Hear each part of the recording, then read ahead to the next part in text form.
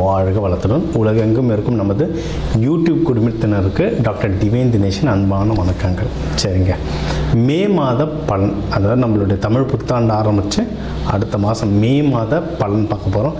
சித்திரை வைகாசி 2 மாதமும் வருது இதில். ஓகே, சூப்பரான மாதம். ஏன்னா மே ஃபஸ்ட்டே எப்படின்னா தொழிலாளர்கள் தினம். முதல்ல எல்லாருமே தொழிலாளர்கள் தான். ஹவுஸ் ஒய்ஃபாக இருந்தால் கூட வீட்டில் அவங்களுக்கு தான் வேலை ஜாஸ்தி. அதனால் எல்லாருக்கும் ஃபஸ்ட்டு தொழிலாளர் தினம் வாழ்த்துக்கள். 1. 2வது கள்ளழகர் ஆற்றில் எழுந்தருள்றது பெருமாள், அவருக்கான நல்ல விசேஷ நாள் மே 1. மே 30, 31 நம்ம தமிழ் கடவுள் முருகனுடைய வைகாசி விசாகம், சரியான பவர்ஃபுல் டே, பீக்கு பவர். முருகர்லாம் அந்த டைமில் அவர் பிறந்ததே என்னென்னா விசாக நட்சத்திரம், பீக்கு பவரில் இருப்பார். ஸோ இந்த மாதம் ஆரம்பிக்கிறதுலேருந்து முடிகிற வரைக்கும் பயங்கரமான ஃபெஸ்டிவல் தான், புனிதமான மாதம். சரி, இந்த புனிதமான மாதத்தில் நமக்கு எப்படி இருக்குது, நம்மளுடைய ரெகுலரான லைஃப் எப்படி இருக்குது, எந்தெந்த விஷயம்லாம் நம்மளுக்கு சாதகமாக இருக்குது, அதில் ஜெயிக்கலாம், எந்தெந்த விஷயத்துலலாம் நான் கொஞ்சம் உஷாராக இருக்கணும், அதை பார்ப்போம். இதில் எந்தெந்த தெய்வத்தை வழிபடணும், என்னென்ன பரிகாரங்கள் இல்லை என்னென்ன வழிமுறைகள்லாம் நான் பண்ணேன்னா எனக்கு இந்த மாதம் சூப்பராக இருக்குன்றதை ஒவ்வொன்றா பார்த்து வருவோம். வாங்க. மேஷ ராசி லக்னக்காரங்களுக்கு எப்படி இருக்கு? சூப்பராக இருக்குங்க நம்மளது. ஏன்னா உங்களுக்கு இப்போ சூரியன் உங்கள் வீட்டில் இருக்கார், கொஞ்சம் கோவம் டென்ஷன்லாம் இருக்கும். அடுத்த மாதம் சூரியன் மூவ் ஆகிடுவார்.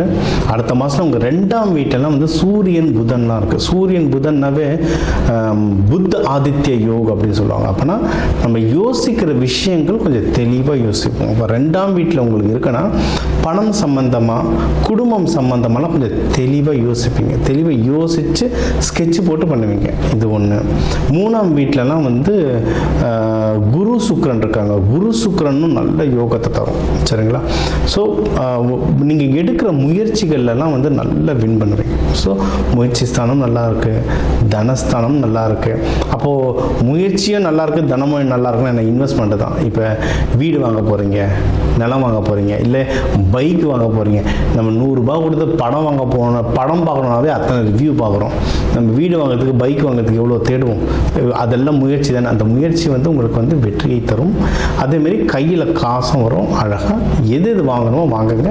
இப்போ இருக்க காலகட்டத்துக்கு எதில் பணம் போட்டால் வளரும்ன்றதை செக் பண்ணிவிட்டு, ஜோதிடத்தில் செக் பண்ணிவிட்டு நீங்கள் வாங்கினீங்கன்னா ஜெயிக்கிறது பல மடங்கு உறுதி இது.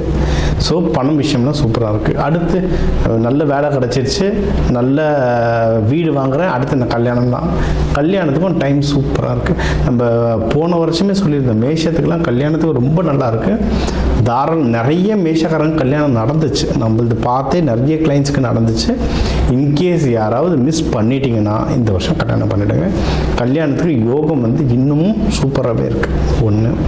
இன்னொன்று, யாராவது ஏற்கனவே லவ் பண்ணிட்டு இருந்தீங்கன்னா அதையும் கல்யாணத்தை மாற்றிடுங்க.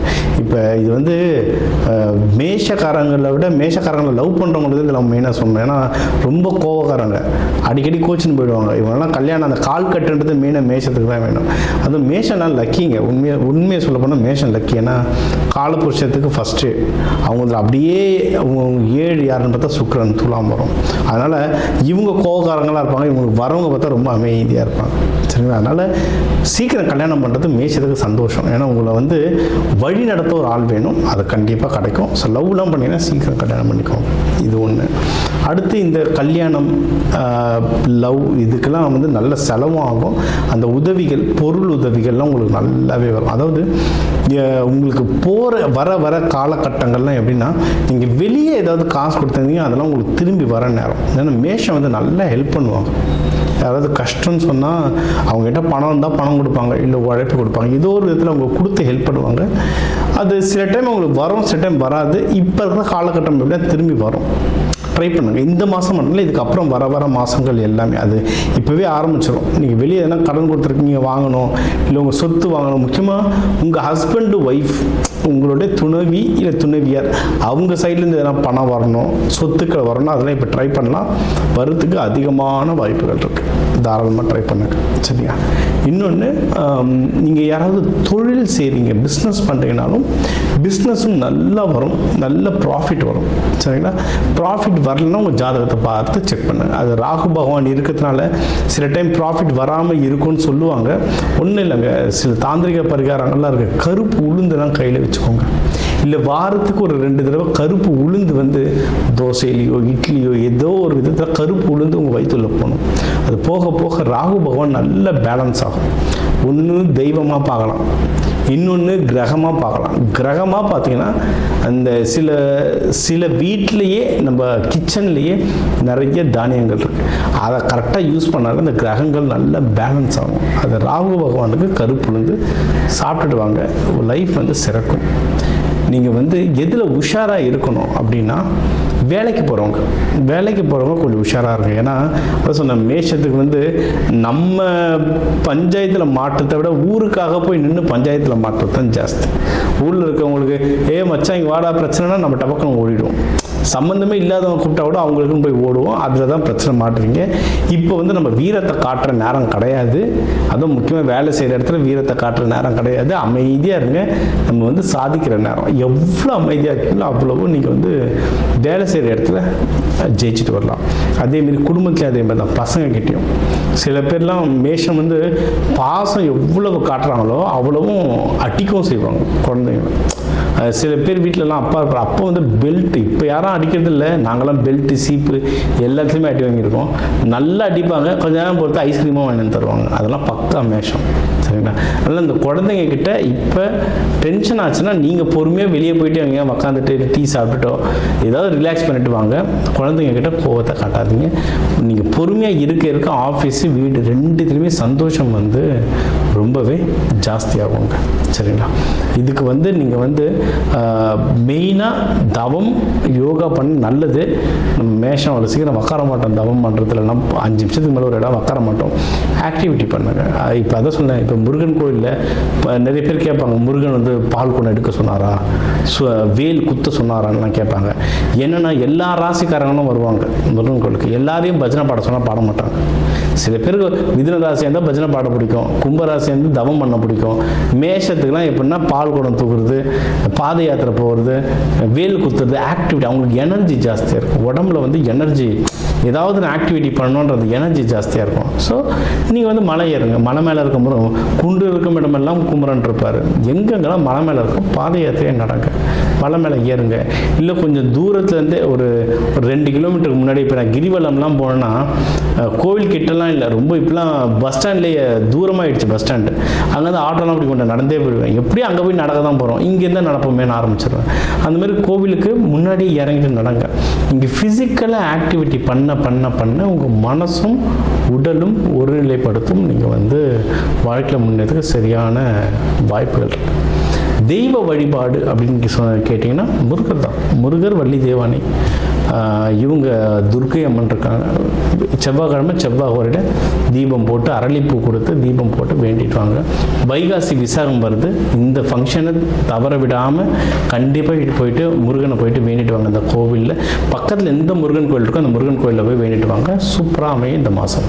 ஸோ இப்போ வந்து உங்கள் ராசிக்கு வந்து முக்கியமான தகவல் எல்லாமே பார்த்தோம். என்னென்ன ஓவராலாக எப்படி இருக்கும், பணம் எப்படி வரும், கடன் வாங்கலாமா வாங்கக்கூடாதா, வேலையில் முன்னேற்றம் எப்படி இருக்கும், தொழில் முன்னேற்றம் எப்படி இருக்கும், யாருக்கு கல்யாணம் நடக்கும் நடக்காது, என்ன பண்ணால் கல்யாணம் நடக்கும், மகப்பேறு பற்றி, உடல்நிலை, இந்த கோர்ட்டு கேஸு, சண்டை சச்சரவு எல்லாம் ஒரு வாழ்க்கையில் வர முக்கியமான பிரச்சனைகள், முக்கியமான விஷயங்கள் எல்லாத்தையும் பார்த்துட்டோம். இப்போ நம்ம உலகத்தில் பார்த்திங்கன்னா ஒரு 12 கோடி தமிழர்களாவது இருப்பாங்க. ஒரு ராசி ஒரு கோடின்னு எடுத்தாலும் அவ்வளோ பேருக்கும் நம்ம வந்து பொது பலன்னு சொல்லியிருக்கோம். கைரேகை மாதிரி ஒவ்வொருத்தருக்கும் அவங்களுடைய சார்ட் ஜோதிடம் வந்து அவங்களுக்கு மாறும். சரிங்களா? இப்போ நம்ம பொது பலன் சொல்லியிருக்கோம். இதில் உங்களுக்கு எது மேட்ச் ஆகுதோ, இல்லைன்னா உங்களுக்கு வந்து வீட்டில் ஒரு முக்கியமான விஷயம், சார் கல்யாணம் நடக்க போகுது, இல்லை இப்போ நிறைய பேர் இந்த ஐவிக்கு வருவாங்க. ஐவி டெஸ்டிங்க்கு நாங்கள் எப்போ டாக்டரை பார்க்கலாம், எந்த நேரத்தில் பண்ணிக்கிட்டால் நல்லதுன்ட்டு அந்த மருத்துவ ஜோதிடம் பார்க்க வருவாங்க. இந்த மாதிரி முக்கியமான விஷயங்கள் எதுவும் இருக்குது, வீடு வாங்க போகிறேன், டிராக்டர் வாங்க போகிறேன், அந்த மாதிரி முக்கியமான விஷயம் இருக்கலாம், என் நம்பர் இருக்குது, கன்சல்ட்டிங் எடுத்துக்கோங்க. அதை வந்து கிளியராக பார்த்து சொல்லலாம். இப்போ இது கூடவே நம்ம வந்து நடுவில் நிறைய ராசிகளுக்கு இப்படி சொன்னோம், தெய்வ வழிபாடும் ஒன்று, கூடவே நம்ம சில தானியங்கள் சொன்னோம், இந்த ராசிக்காரங்க இந்த தானியம் கையில் வச்சுக்கோங்க, அது ஒரு பவர் ஏறணும். அதே மாதிரி நம்ம வாழ்க்கையில் வர சில பிரச்சனைகளுக்கு ஏற்ற மாதிரி தானியங்கள் இருக்குது. சரி, நூற்றுக்கணக்கான தானியங்கள் இருக்குங்க. நம்ம வீட்டில் இருக்க சமையல் அறையில் இருக்கிற தானியத்தை எடுத்து ஒழுங்காக யூஸ் பண்ணாலே வாழ்க்கையில் நிறைய பிரச்சனை நம்மளுக்கு சால்வ் ஆகும். சரிங்களா? பண்ண மாட்டோம், அவ்வளோதான் ஒன்று. இப்போ சனி பயிற்சிகளாக நீங்கள் வந்து நல்லெண்ணெய் தேய்ச்சி குளிக்கிறது அவ்வளோ ஒரு, இப்போ நல்லெண்ணெய் தேய்ச்சி குளிக்கிறதுனா ஏதாவது கோவிலுக்கு பஸ் ஏறி போகணுமா, யாருக்காவது ஹோமத்துக்கு காசு கொடுக்கணுமா? இல்லை, வீட்டில் நல்லெண்ணெய் எப்படியும் இருக்கும், எல்லா தமிழர்கள் வீட்லேயும் எப்படியும் நல்லெண்ணெய் இருக்கும். அது தேய்ச்சி குளிக்கிறதுல என்ன ஆக போகுது? இந்த மாதிரி சிம்பிளான பரிகாரங்கள் நிறைய இருக்குது. தேவைப்படுறவங்க என்னோடய நம்பரை காண்டாக்ட் பண்ணிக்கலாம். ஜோதிடம், வாஸ்து, நியூமராலஜி, மலர் மருத்துவம் இது சம்மந்தமாக எந்த கேள்விகள் இருந்தாலும் தாராளமாக கேட்கலாம். உங்கள் எல்லாருக்குமே இந்த மே மாதம் அந்த மீனாட்சி சுந்தரேஸ்வரர் அருளால் எல்லாமே நல்லபடியாக நடக்க டாக்டர் டிவைன் தினேஷன் அன்பான வணக்கங்கள். வாழ்க வளத்துடன்.